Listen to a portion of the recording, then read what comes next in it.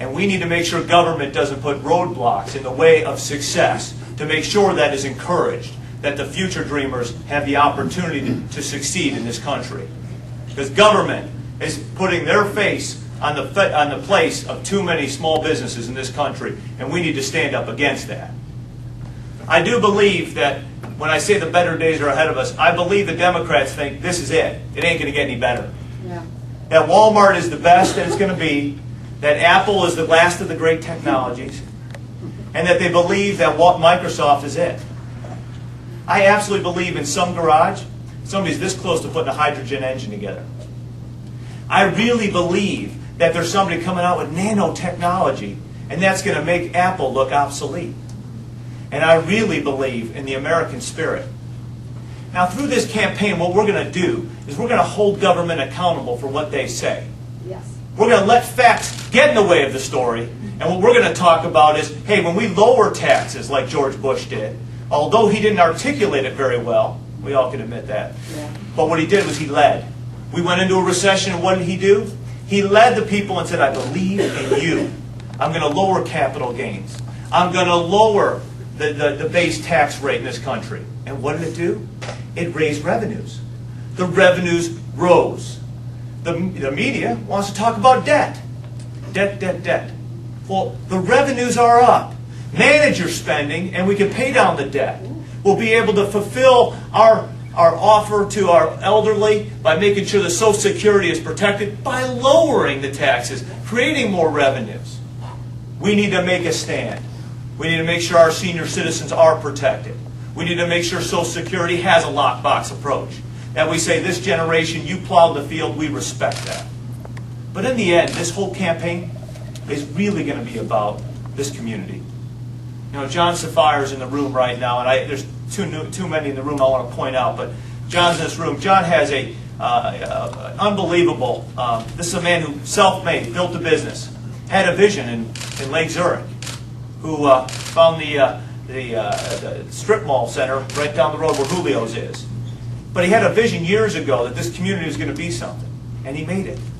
And when he made it, he didn't forget where he came from. He's now doing a kitchen where he feeds over 58,000 individuals, families. 58,000 families a year in need. That's Republican. That's what we're about.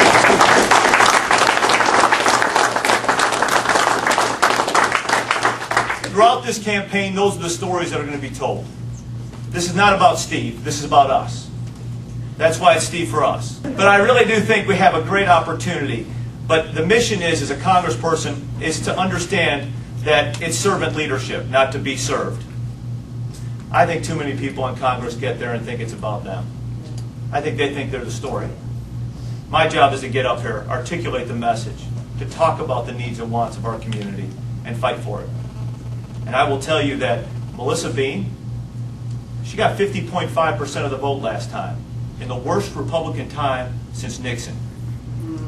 I will tell you that's a far, long way away from a referendum on greatness. Folks, we have a chance. We have a chance. We have to unite. And what's amazing, that I see a united front. I really do see a united front, whether it's McHenry, Cuba Township, Schaumburg, Palatine, they're rising up. They believe we can, and we will.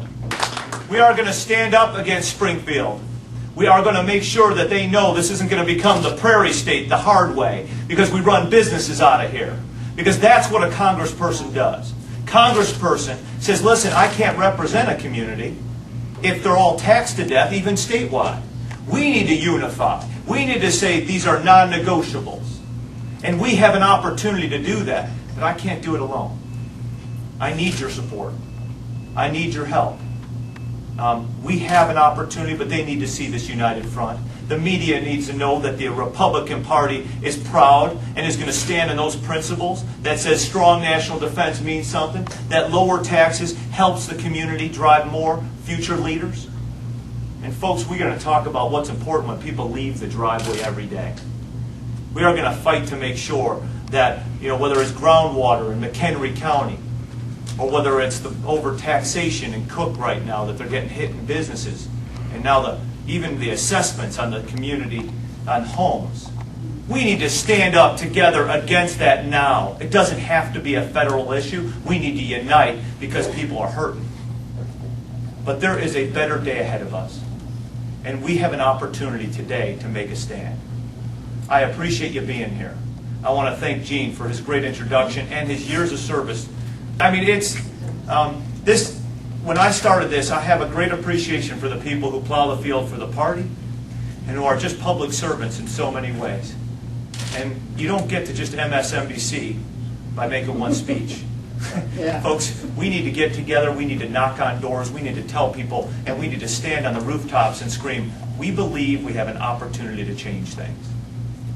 And we can be a change agent together. So I look forward to your support. I really appreciate you coming here. And the only pork I'm for are those sandwiches over there. So thank you very much. And I'm going to win that Congress for you in this district.